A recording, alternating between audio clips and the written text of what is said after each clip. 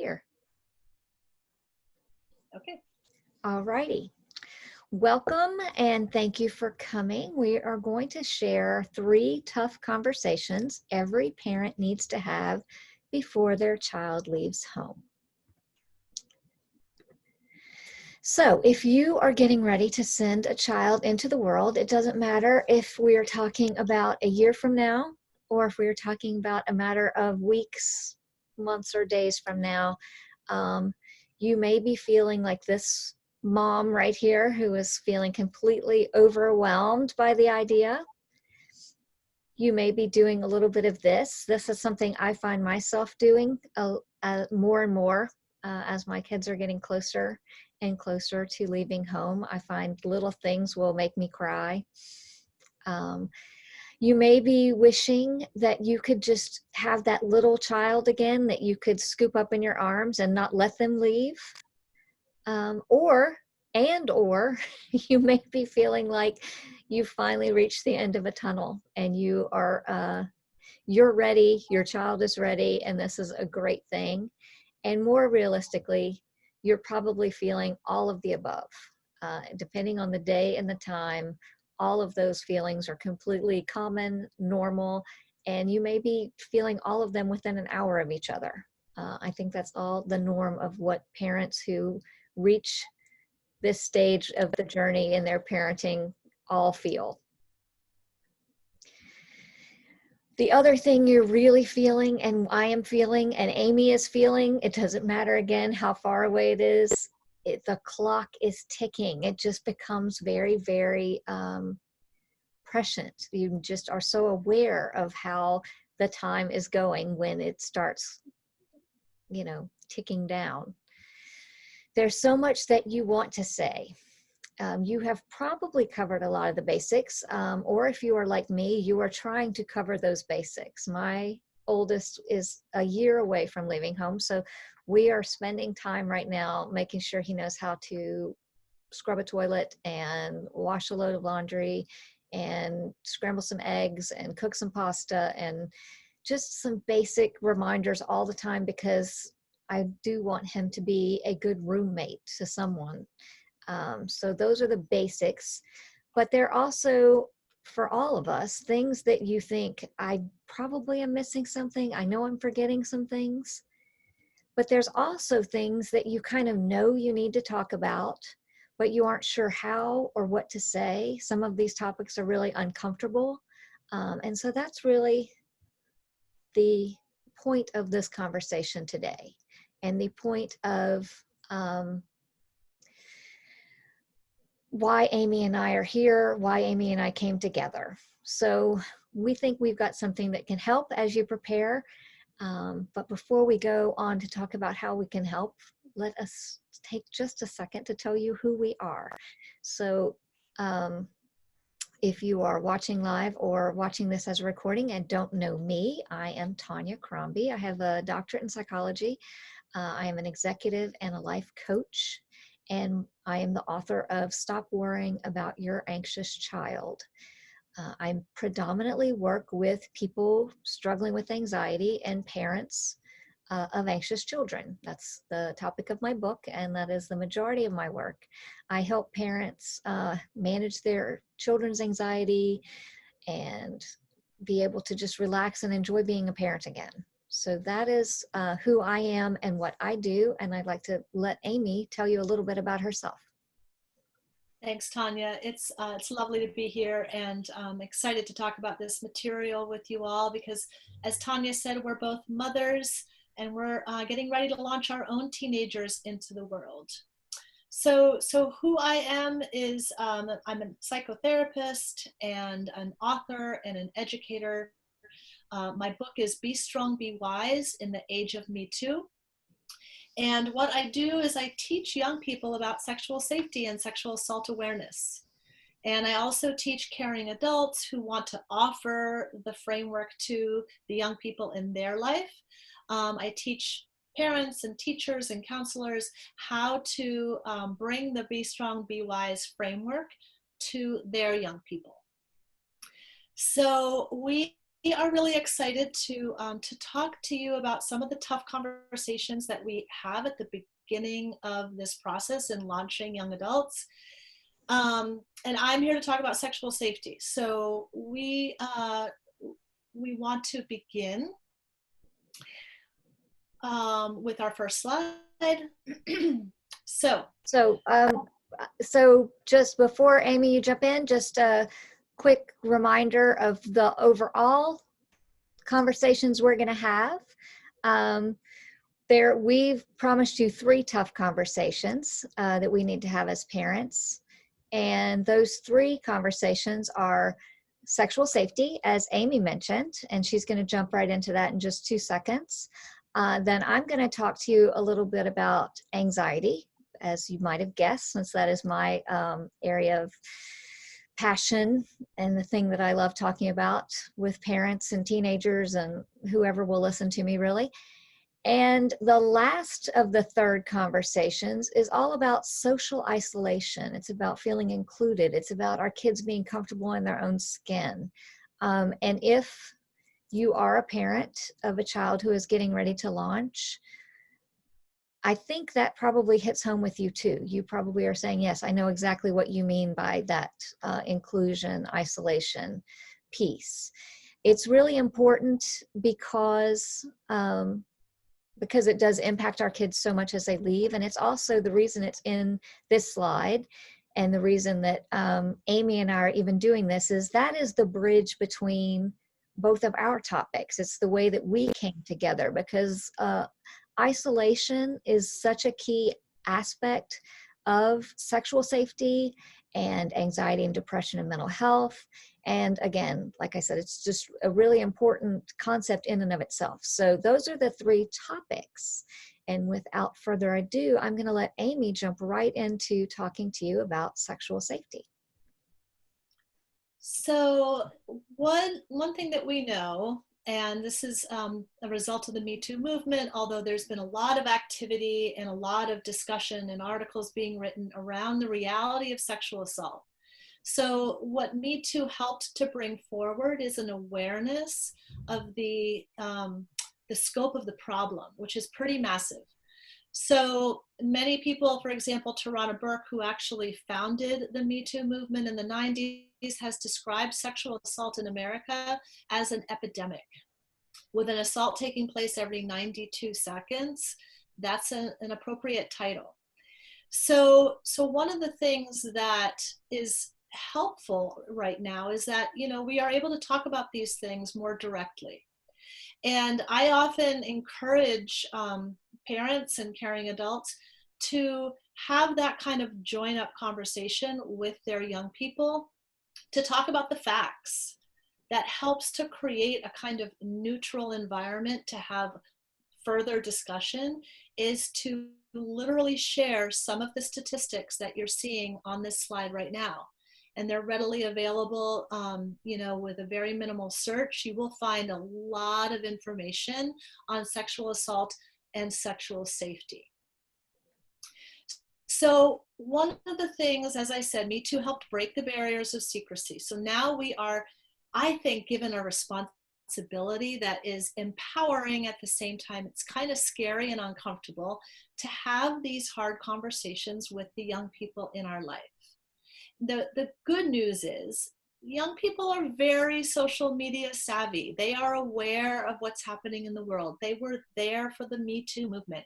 I guarantee you that every young person that you know probably has at least read in the paper an incident of sexual assault. Or, they may even know somebody in their own life. Because the issue is becoming much more talked about, and young people, especially women, as you can see from this picture, are really, getting adamant about this is not acceptable anymore. And we have a responsibility as a society to take it seriously. And I would say that responsibility starts at home with having some of these conversations. So what I want to do is I want to talk about 3 what I call tools that are something that you can discuss with your young person, and as a way of helping them connect with themselves connect with their friends, and connect with what a safe and a healthy response is in a moment of risk. So, so one of the things that we talk about a lot in sexual safety is that we're here to teach the thought forms, actions, and behaviors that decrease risk. The responsibility for safe outcomes always lies primarily with the potential perpetrator or perpetrators. So sexual assault is never the responsibility of the victim. However, I do think that we have a responsibility to begin to talk with young people about the kind of action steps and thought forms that increase safety. So here's the first one. And I call it high tone, low tone. And basically what it is, it's a reaction style. It's the autonomic nervous system going to work for an individual the way that it's intended by giving us internal cues in a moment of stress. So one way to talk about this with your young person is to have them identify examples of feeling a low tone reaction, which would be a very calm internal feeling state, calm and relaxed, the opposite of agitated. And then what happens and how quickly can it happen for that low tone to go to high tone. So I give an example of, you could be hanging out in a smoothie shack with your friends and having a very low tone experience. A mother comes in and is yelling at her children in front of you and your friends. You're going to probably have a high tone reaction. And you can get very fine tuned with this discussion, but I encourage you to, have the kind of conversation where you get your young person thinking about their individual high tone, low tone reaction pattern. And then, of course, the second, which is completely in line with the first, is how do they talk about that? So if they are in a situation where they're uncomfortable, maybe they're in a new romantic relationship where they're starting to have moments of high tone reaction, how can they come up with the words, come up with the statements, come up with the I statement for getting some help for that situation? And, it's remarkable to me as I've done this work with young people that honestly, there aren't a lot of phrases or sentences that young people have for protecting themselves in a moment of risk. And even something as simple as I'm uncomfortable, I gotta go, or I forgot I have to make a phone call, anything that gets that person out of a risky situation, out of an uncomfortable situation where somebody may be threatening their boundaries and getting a little bit too close, really coming up with some phrases that they can even practice. In our program, we do a lot of role plays so that young people can practice using these statements so that when they actually need to, it's much more second nature. And then the third tool, which is actually, I think, very easy to encourage young people to do because it's part of their kind of natural way of being as a young adult. And that is to use their friendships and their peers as a power group. And that's the term that I give for helping, young people helping other young people make good choices and stay safe. So an example of ways to encourage your young person to begin to think of their friendships as their power group is, talk about what pre-party planning might look like for them. And again, it's amazing how when you start having conversations with young people and you talk about like, what's your pre-party plan? They don't even really know what you're talking about sometimes because it isn't a natural part of their discussion. As they go into the world, and we know as adults because we lived it, when you go into the world, there actually are numerous situations where having a pre-party plan is crucial. So that plan could include making sure to have food before you go to a party where there's going to be alcohol consumption. Alcohol is one of the primary variables that affect assault outcomes. So, having a pre-party plan around alcohol. Having everybody keep their phone charged, having a place where they can meet up if they get separated. And most importantly, if one person in the group is looking uncomfortable, again, maybe somebody is giving them a high tone reaction, that their friends, and there can even be a secret signal that they give to each other, like, pulling an earlobe or scratching a nose, so that that power group knows, okay, one of our people is in an uncomfortable situation. We need to go intervene. And so again, this is where, with this particular tool, the two previous tools can apply, because you want the group to begin to have conversations with each other around what are some of their high tone reactions? What are the situations where they start to feel that way? What are the phrases and sentences they can use to communicate their needs? And of course, how can they plan to encourage each other and encourage safe outcomes when they're out together for an evening? So these are our three tools, and we can't talk about these tools without looking at some of the challenges that come up along the way. And this is in regards to having this conversation and discussing the three tools that I mentioned with your young adult. First off, as we can, guess, but we kind of don't always know how to think it through, our own personal history with sexual safety affects our level of comfort in discussing it with our children. So knowing your own personal history and how that's, affected your life as a parent is a really important kind of self-to-self talk to have, or with safe friends that you can talk this through with.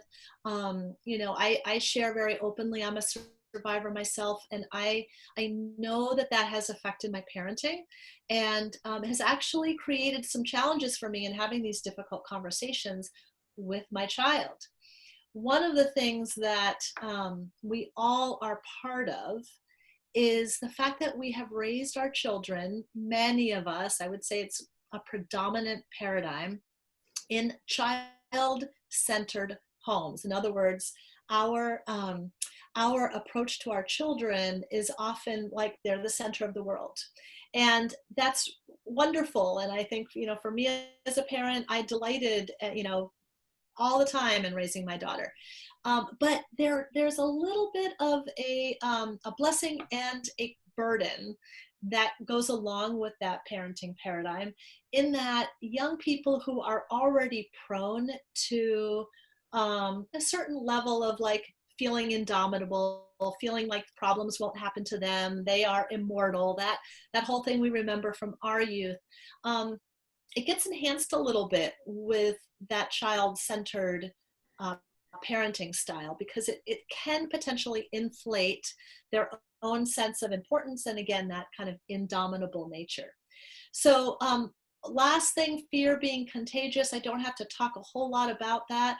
We have to kind of manage our own high tone reactions, our own fear. I talk about it like fear is like an inflatable balloon. It can go from 0 to 60 in a second.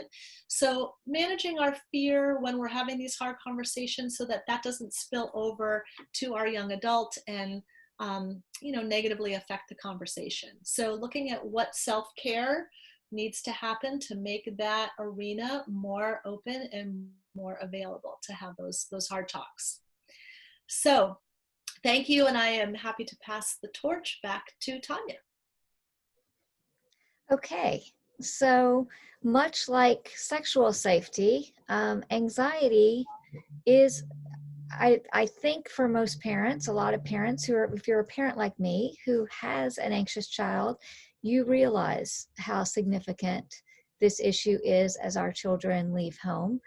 But a lot of us don't realize anxiety disorders are the most common disorders among children and adolescents. I think we have heard in the news so much about hyperactivity, ADHD, autism spectrum disorders. We hear there's a lot of sort of buzzwords about this is what our kids struggle with, that we just don't realize just how many of our young children, adolescents, young adults, and even adults are walking around with anxiety. It's between 15 to 30% of our youth.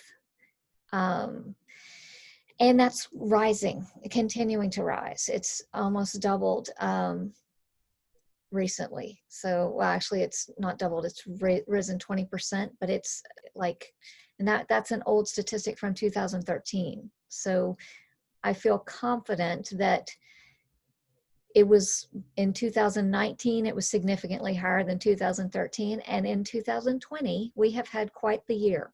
So those people who are experiencing anxiety has really gone up dramatically. And that's not just us adults, it's also our kids and kids who are going out into the world right now, facing so much uncertainty. It's a real significant concern and issue. If you notice the stat I also include on this slide about suicidal teenagers, the reason I include a statistic about suicidal teenagers is that anxiety and depression go hand in hand. That's another like fact that we in mental health tend to know, but a lot of people out in the world don't always realize that you just very rarely would see one without the other. If someone struggles with anxiety, they also struggle with depression. 63% of college students, again, this is not in 2020, this is previous data that said 63% of college students experienced overwhelming anxiety in the past year. 23% sought treatment. So you're thinking, wow, 23% of kids had to go get treatment for anxiety. That's crazy. And it is. But what I see when I look at those two statistics next to each other is 63% probably needed help and only 23% actually went and got help.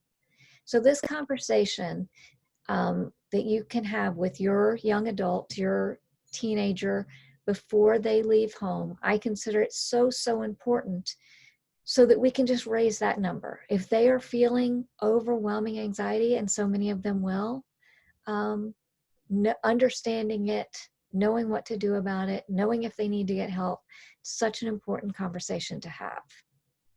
So what can we tell our kids before they leave home about anxiety?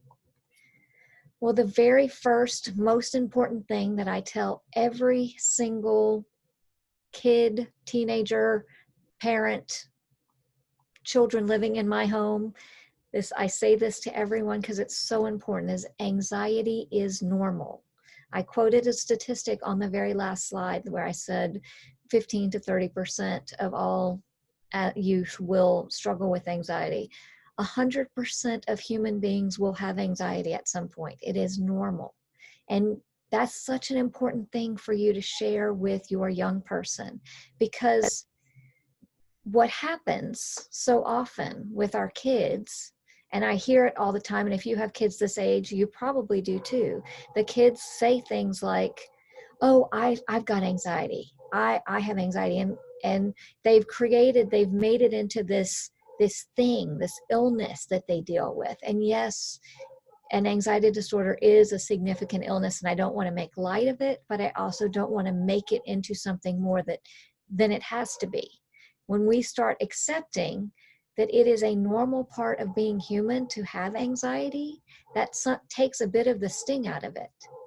The other thing that is so important to tell our kids, especially our college students and kids that are going out into the world to do hard things, is that there's a certain amount of anxiety that's actually helpful.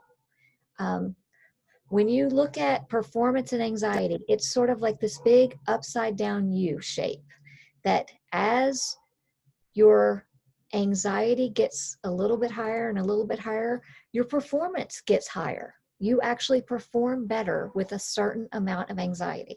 So when your child has to take a test, go take, these college entrance exams or their finals and their big tests in college, when they have to speak, when they have to go for a job interview, it's a great thing to tell them. A little bit of anxiety will help you perform better. It's scientifically proven. And that actually, again, it's kind of that message gets into their head and they start thinking, I'm feeling a little anxious. Oh, it's okay, because a little bit of anxiety helps me perform better. So tell them that. Make sure they know that. Tell them that before they take the SAT or the ACT or before, they go for that job interview. A certain amount of anxiety is helpful, and anxiety in general is actually normal. Another thing to remind our kids is that what we resist persists. So going back to what I said before, that if we're walking around saying, I have this terrible disease called anxiety, we also tend to do this thing where if we start feeling anxious, which, as I said, totally normal and happens to everyone, but when we start to feel that, if we think this is bad, this is an illness, this is something wrong with me, we also think, I need to do something, I need to make it stop. And when we try to fight with anxiety and to stop it and just quit thinking that or quit feeling this way, it makes it worse. So resisting anxiety is the absolute worst thing to do. Accepting it as normal, acknowledging, one phrase that I use in my house, again, with both of my kids, it's sort of a catchphrase, and I use it with clients and try and get all my clients to use it with their kids, is just to say, this is how I work. So try to start talking to your kids before they leave home. Remind them, this is how you work. And maybe this is how you work means if you don't get a lot of sleep, you don't function very well. If you don't eat regularly, you have issues. When you feel anxious, you tend to be really irritable and angry with those people around you. So when you notice you're being irritable, check in with yourself. Notice if you're feeling anxious. Remind yourself, oh, I haven't been sleeping. I haven't been eating well. It's probably affecting how I'm acting. Just, again, it's something we all experience. It's how we all work. But to accept it as how we work, as opposed to saying, oh my gosh, I've got to change this, I've got to fight it. It's a paradox. When we accept it, it actually becomes manageable. When we fight it, it becomes much, much worse. And the last thing that I encourage every parent of every age, regardless if your child's on their way to kindergarten or they're on their way to Stanford, I tell everyone, just share some simple brain hacks, because there are tons of them. And the one that I always like to share with everyone, because it's so easy and it's always accessible, is the old cliche, breathe. And the reason it's a cliche is because it actually does work when done properly. And the reason that it's gotten a bad rap is because we've just kind of said, well, just breathe. And people are like, I am breathing. I never stopped breathing. I'm breathing very quickly and very shallow breaths, and I'm feeling very anxious. So breathing doesn't work. So the trick with breathing is that these breaths have to be long, slow, deep breaths. And sometimes it helps your older kids if you actually explain to them what's happening, because there's two really cool things that happen when they tune into their breath and they use their breath as part of their toolkits of managing their anxiety. One cool thing that is happening when they use this brain hack, and actually let me just back up and I'm going to give you one of the many, many breath brain hacks that you can use. It's called square breathing. So square breathing is very, very simple. It is simply inhaling to a count of 4, holding your breath to a count of 4, exhaling to a count of 4, holding your breath to a count of 4. So it would, if you were teaching this to your child, you would basically say, inhale 1, 2, 3, 4, hold 2, 3, 4, exhale 2, 3, 4, hold 2, 3, 4. And you can do that as long as you want. You can take your phone and go into your little voice memos and you can record yourself counting and saying those words and then text that to your child and have them listen to it. But it's super simple. And what is happening? So two things are happening, as I said. One, when I start focusing on counting and breathing and holding and exhaling and counting, I have taken my brain out of whatever feedback loop I had going on that was causing me to feel anxious and given it something else to do. Because my brain was probably spiraling about, I can't walk into that class. I don't know anyone. There's going to be 200 people. This is going to feel so uncomfortable. I'm so scared. I don't know what. So just let's stop and count and get your body and your mind to do something else. The second thing that's happening when your child uses the breath brain hack is we have this amazing system in our brain that when we're feeling anxious, our brain can send signals to every single part of our body. Every aspect of us operates differently when our brain says, you're feeling nervous, you need to be very afraid. It dilates our pupils. It changes the respiration. It changes our blood pumping through our body. It changes the rate at which we're perspiring. It changes our digestion. I mean, every single part of our body changes. When we get long, slow, deep breaths, there's actually a feedback mechanism from our lungs back to our brain that is freaking out and saying, be very, very afraid. Those long, slow, deep breaths send a message back to our brain saying, it's okay. You have lots of oxygen. You can calm down. So mentally it changes us because we've got to focus on different thoughts. And even physiologically, it changes what's happening because it's sending a message to our brain that we're okay. So that's the kind of thing that you just want to equip your children with as they are going out into the world, so that because they are going to face anxiety, it's normal, we all do, but when they do, here's some things to remember. Now, the thing to remember when you're having this conversation with your kids, and you're probably going to have it a few times, hopefully, is that talking about anxiety can make us anxious. It is exactly the same as what Amy said when she said talking about sexual safety. We bring our own experiences to every single conversation. So if we tend to be anxious, if we have struggled with anxiety, and spoiler alert, as I just said, everybody has struggled with anxiety at some point. So if you are one of the people, you have struggled, and if you're thinking about, wow, anxiety is so terrible, I hated when I felt it, I'm going to go talk to my kid about it. That's not the right energy to bring to the conversation. If you're anxious as you're talking about anxiety, it will make your child feel anxious. So being real aware of how you're presenting and talking about this is important. Being able to make your child feel like it's okay. Anxiety is something I can handle. The other big thing to remember, and this is a struggle for people, it sounds so silly, but this is what I do for a living. I coach people. I hear it all the time. There is a difference between knowing something and actually doing it. And so many of us think, if I read a book about meditation, I'm going to become more calm. If she taught me this technique about breathing, then I'm not going to struggle with anxiety. That's not how it works, unfortunately. You can read every book in the world, including mine, but if you don't actually do the stuff, if you don't do the breathing, if you don't practice the stuff that keeps you calm and centered, it doesn't matter. Knowing doesn't make anything different. It's actually doing it.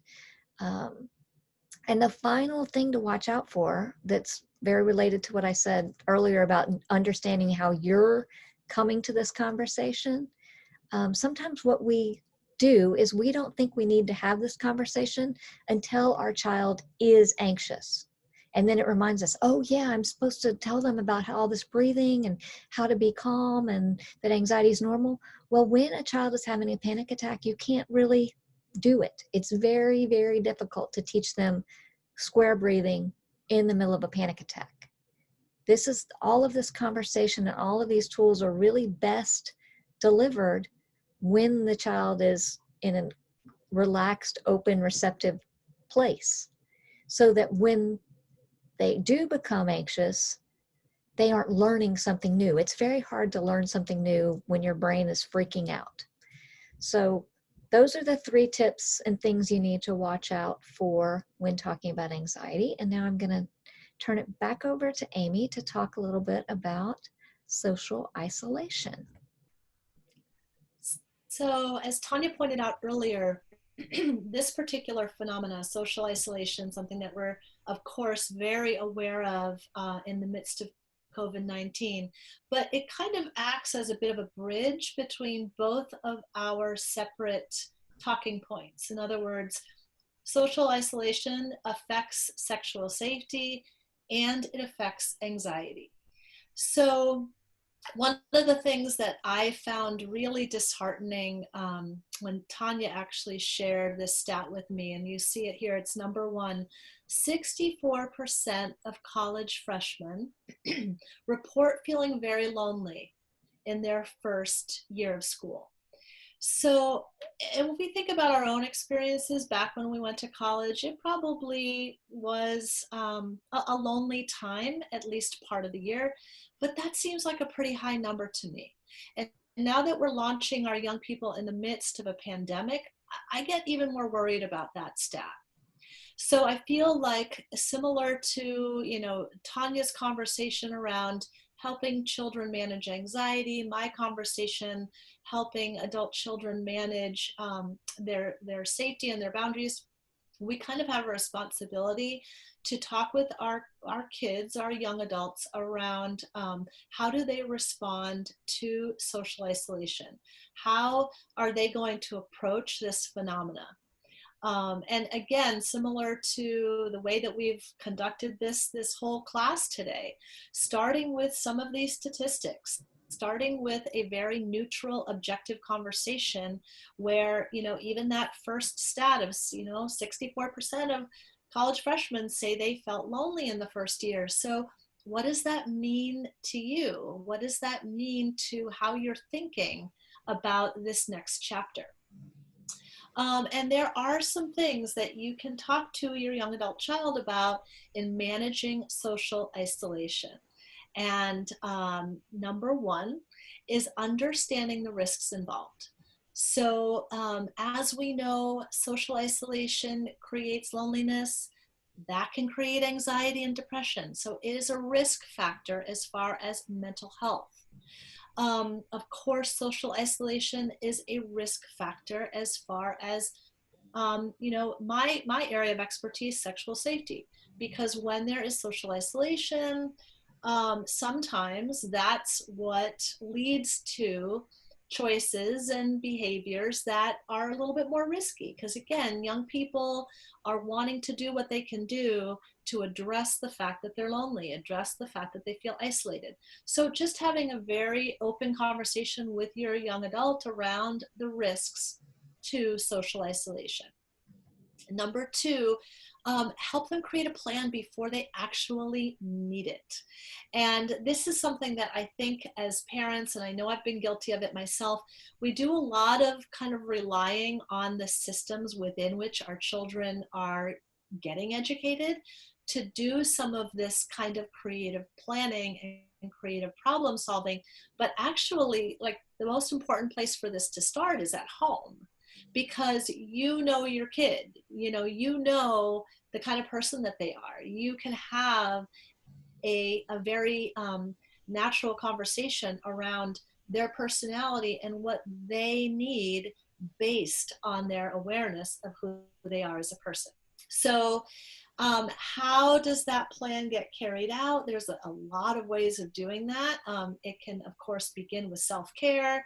What are some of the things that they can do for themselves?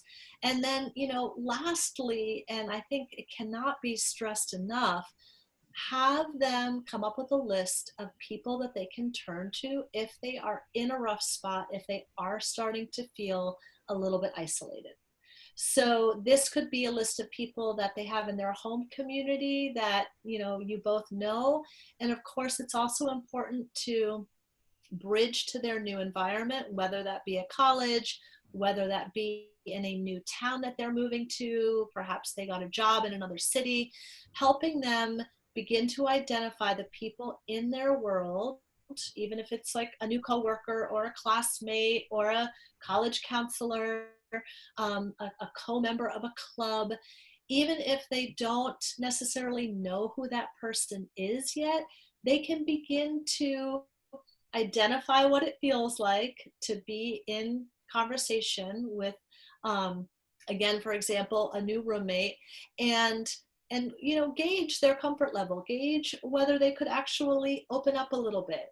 And then, of course, you're doing those other conversations at home where they can practice having those I statements, expressing what their feelings might be, expressing when they feel anxious, expressing when they feel scared, so that they can begin to connect their feeling state with the language that they're using to communicate to the people in their life. And I know this sounds so basic, but again, you and I as adults, Tonya and I as adults, we came to this through lived experience. I guarantee that none of us, for example, at age 29, we knew things at that age we did not know at 19. So we kind of, again, have this opportunity, responsibility, this wonderful, chance to connect with our kids in a way that's empowering. So, just as final, Tanya's going to talk about the things to watch out for. So I'll start with a couple, and then she's going to follow up and take us to we're almost ready to wrap up. So things to watch out for as far as the social isolation piece. Again, that sense of empowerment, that sense of immortality that kids often have, they don't necessarily understand how they might feel once they leave home. So there isn't going to be that perception of, well, I might be lonely when I leave home, so I've got to figure out a plan. We have to encourage a conversation that helps them connect with that awareness, helps them understand that they need to, again, talk about it beforehand. Social distancing can create peer pressure. So helping your young person identify their experiences with peer pressure while in high school, so they can talk cogently about what they learned, what do they want to bring to college based on some of those experiences, and how do they want to manage the fact that social distancing is going to affect that. There might be more peer pressure in certain areas that are new because of COVID. How do they want to manage that when they leave home? What do they, again, their personality and their coping style, their level of anxiety, their high tone, low tone, what are they bringing to those scenarios that involve peer pressure? And of course, knowing the warning signs. A lot of young people, and this again is just a product of being young and not having that lived experience, they may feel what it's like to be uncomfortable or be off or just kind of, not really excited about life. They may not equate that with anxiety or depression. So helping to, begin to look for and talk about what the signs are when there's, again, some social isolation, maybe a little anxiety that's starting to show up. So Tonya is going to take it from here. Yeah, and just to build on what Amy said, those signs, often our kids and even adults don't realize things that mean what they mean. So sometimes irritability is a sign of depression and anxiety.